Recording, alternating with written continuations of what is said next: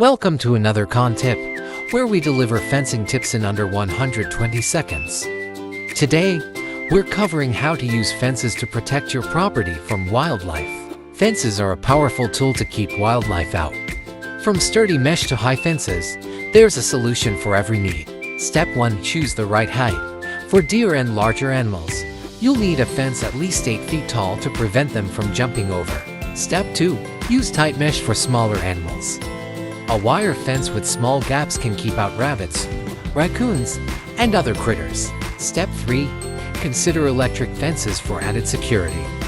They're highly effective for deterring persistent wildlife, but ensure they're installed safely and in compliance with local regulations. Step 4. Keep the area around your fence clear.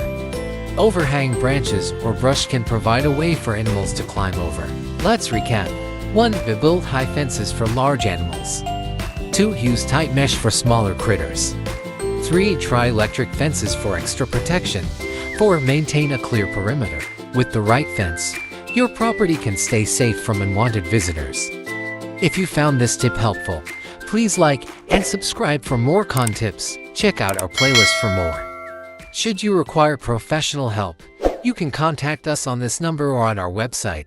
See you next time.